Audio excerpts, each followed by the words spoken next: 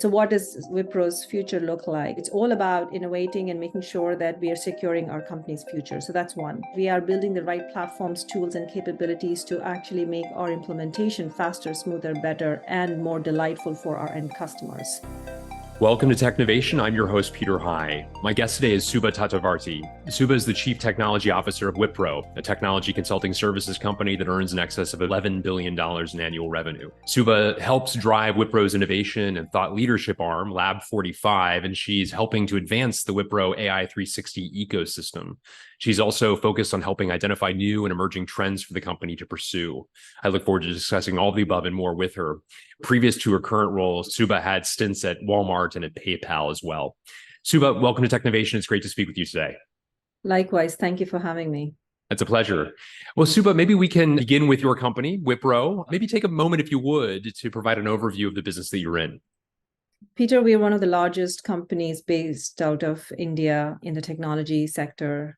We provide technology services to over 1,400 customers, over 25 verticals across the globe. Our business expands from consulting services, advisory, to BPO, and everything in between. We typically go into organizations and enterprises, assess and understand their business problems, and then provide a very unbiased view of what technology solutions or business solutions, for that matter, can drive their top line and bottom line growth, and eventually implement them for the services or businesses to kind of scale. So we are a full spectrum technology services company.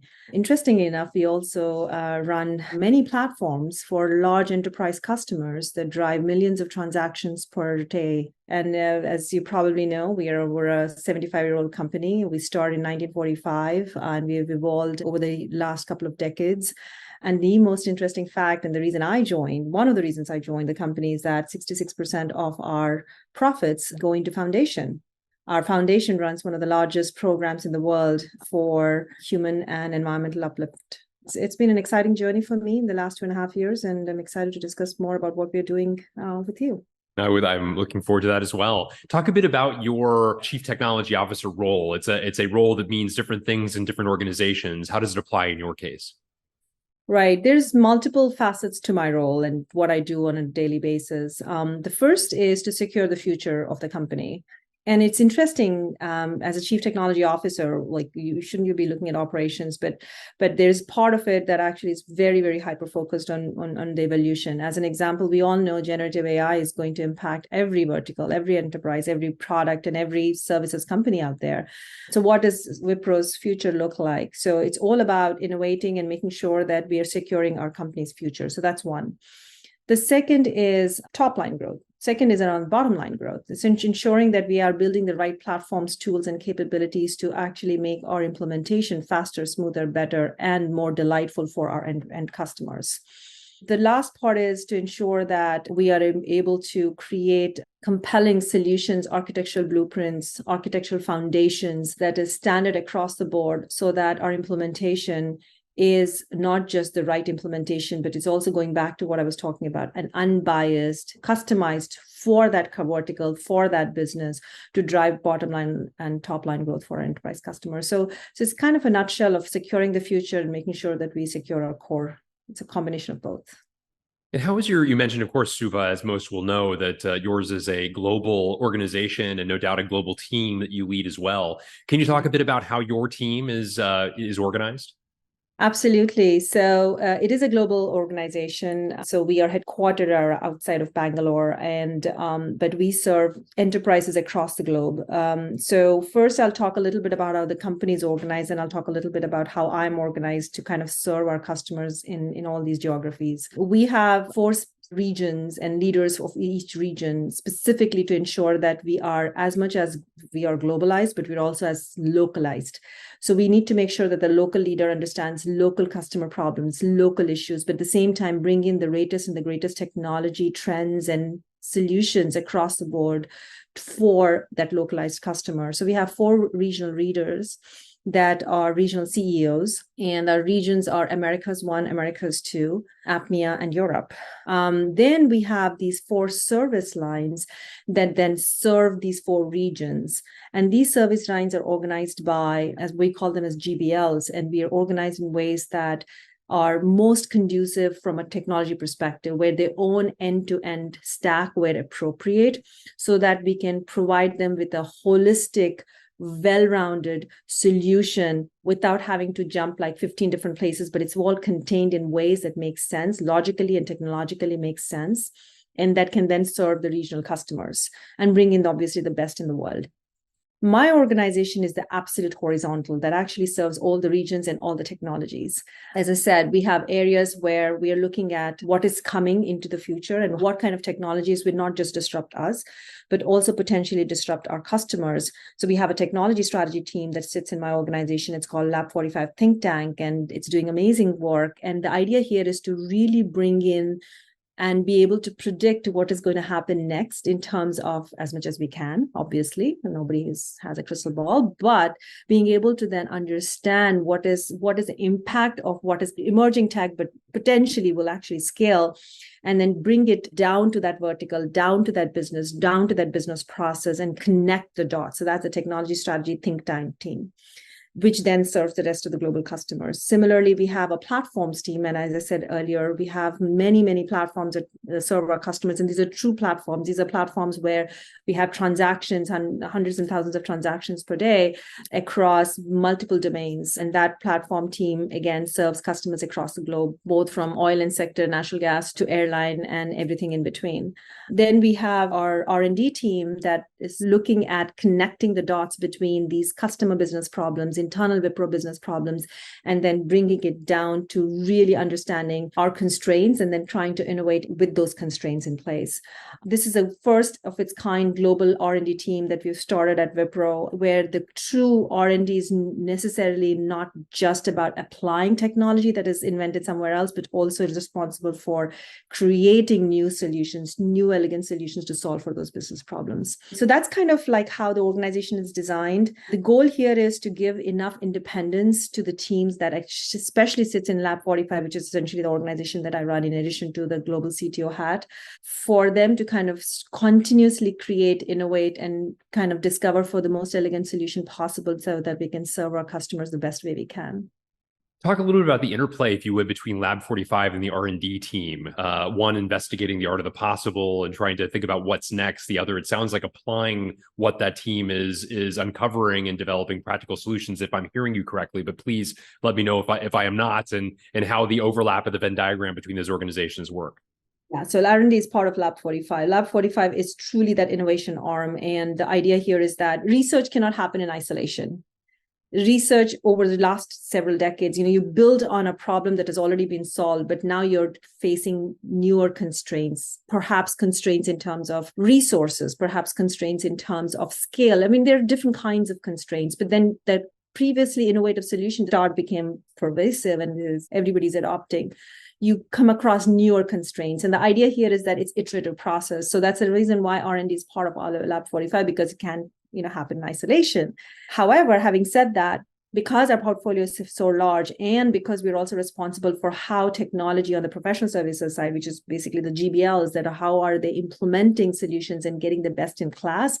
The best in class can come from industry, from our partners, from our startup ecosystems, and it can come from what is happening within Lab45, right? So that's the whole idea. The idea here is, how do we ensure that we are partnering with the right partners, whether it's a startup ecosystem? Part of our think tank is to kind of work with our startup ecosystem, continue to develop our startup ecosystem, and then nourish our startup ecosystem, because we know that innovative solutions are built there. How do we bring that to our customers? In addition, R&D team that is doing its own research on such specific problem sets and areas, how can we bring those to our customers through our professional services arm, which is the GBL's arm?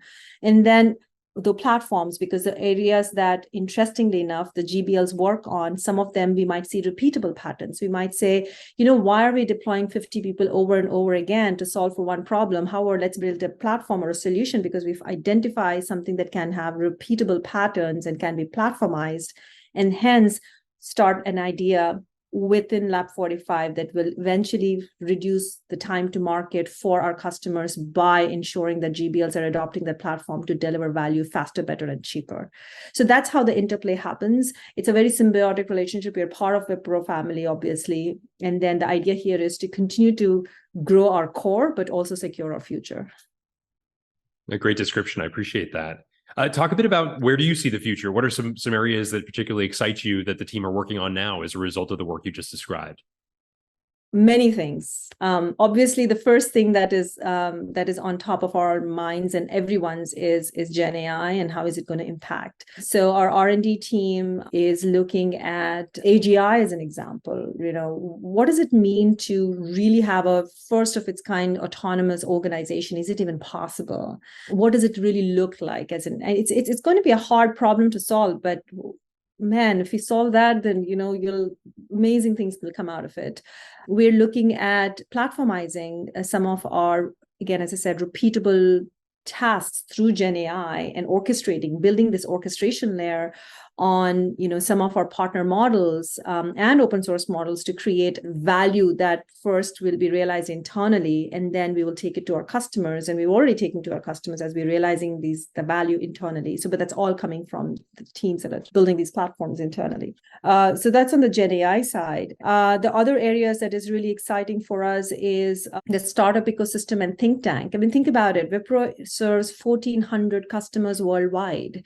We serve 25 plus verticals. The kind of knowledge that Wipro collectively sits on is unmatched and unparalleled.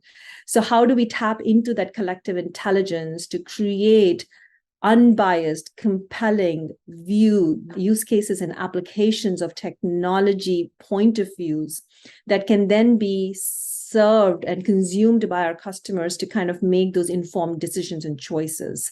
So that's another area that the team is working on.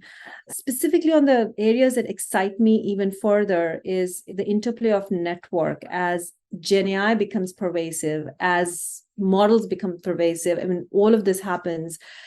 The impact on network compute, the distributed architectures like Web3, those are the other areas that we're working on. And the interplay of what might happen in the next 3 to 5 years when a said technology becomes pervasive. What does that really mean? What happens? Because GenAI increases productivity for good actors as well as bad actors. So what are the implications there? So those are the other areas that we're looking at.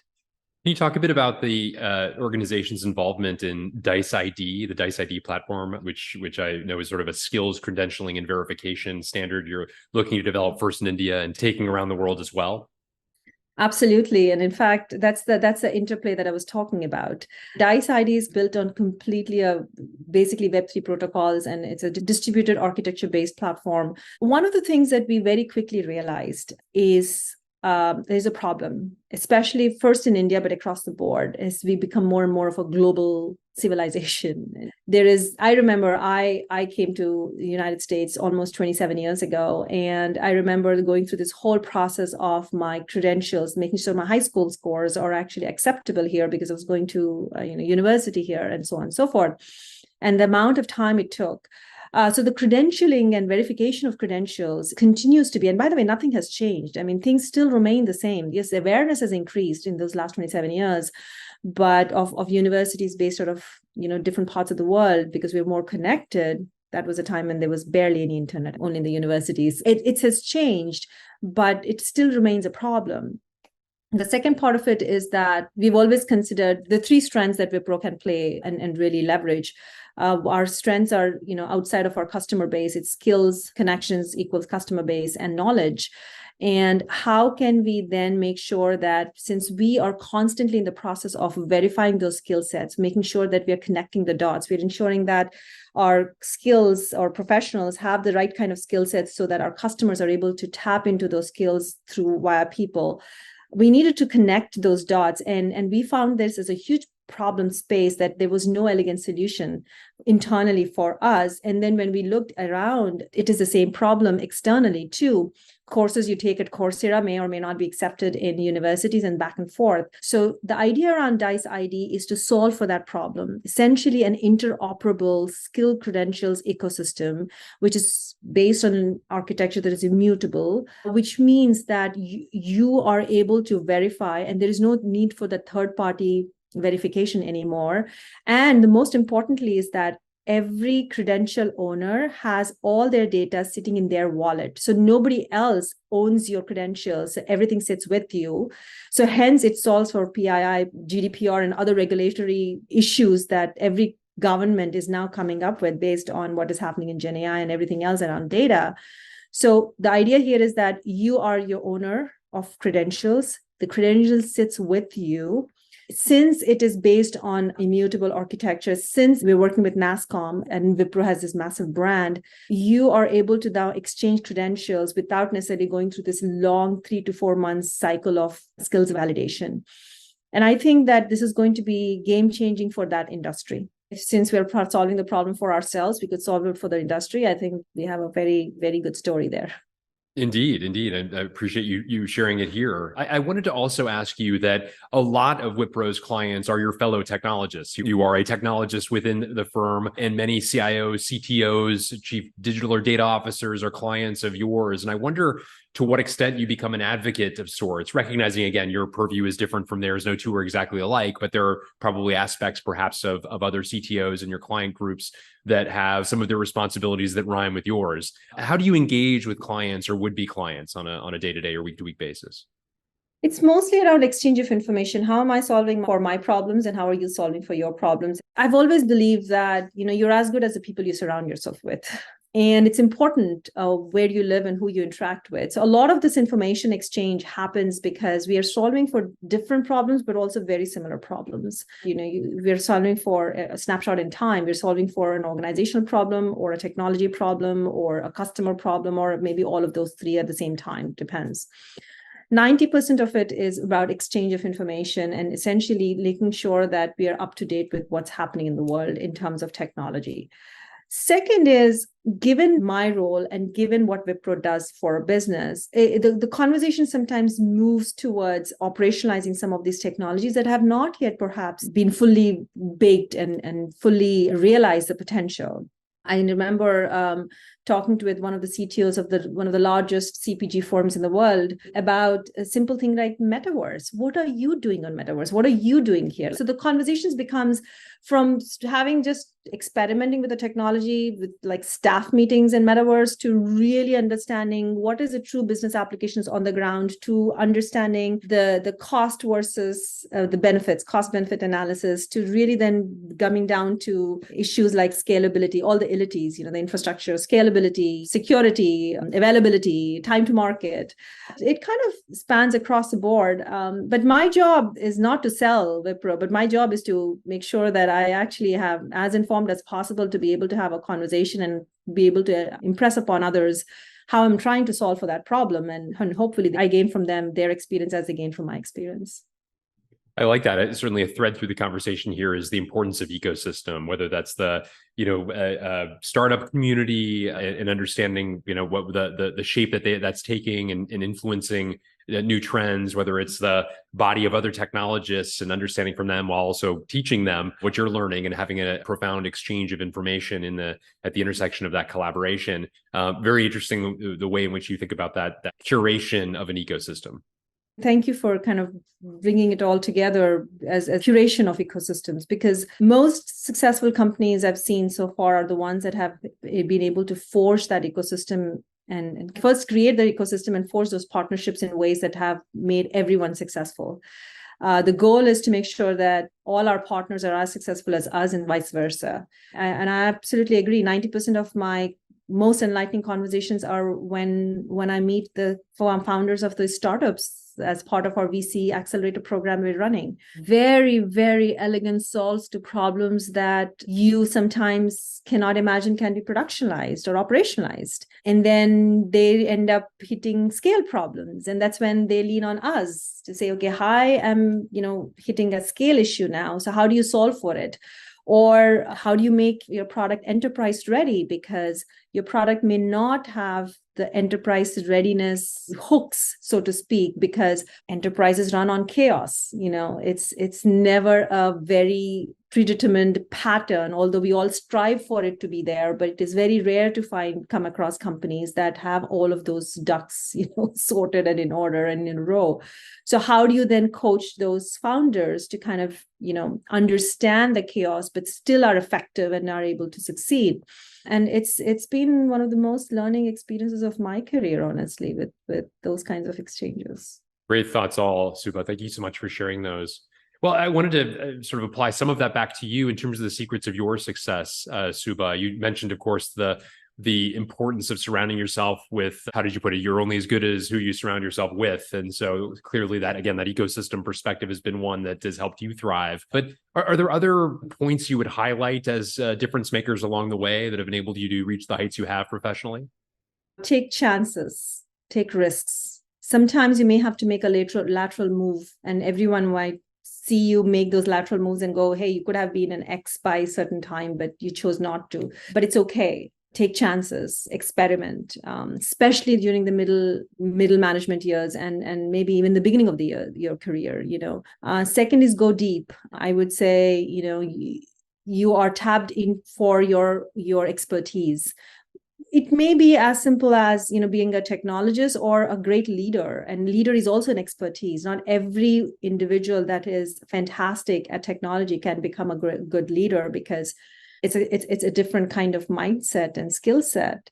So become really, really good at one area and go very deep. I think the third is, you will gather momentum and mentors as you grow, and make sure that you have that network and continue to tap into that network. It is so important to tap into that network, because that network that evolves organically, they have this vested interest in your success. They are committed to your success, not the ones that you reach out and say, can you mentor me? But it's that organic growth of that network. It becomes that pillar, basically, and make sure that you're cherishing it, you're feeding it, you're making sure that it's growing with you. And lastly, I would say that grow people with you. Don't be a lone warrior, because it's never one person's battle. It's always the team. Grow people with you, because those people are the ones that will vouch for you when you are going for that next job and the next interview and the next big gig. Take your people along and grow them. But I don't know if these are ingredients to my current role, to where I am, but at least these are the principles I believe in, and hopefully it'll help a few folks. It has definitely helped me. Fantastic. Take chances, go deep, build and care for your network, and recognize that success in business is a team sport, not an individual sport. Great advice, and can certainly see how those have been profound for you as you've managed your career. Well, Subha Tatavarti, thank you so much for a dynamic conversation representative of the remarkable innovation you're helping drive at Wipro. I really appreciate you taking time with me today. Thank you, Peter. Thanks for your time.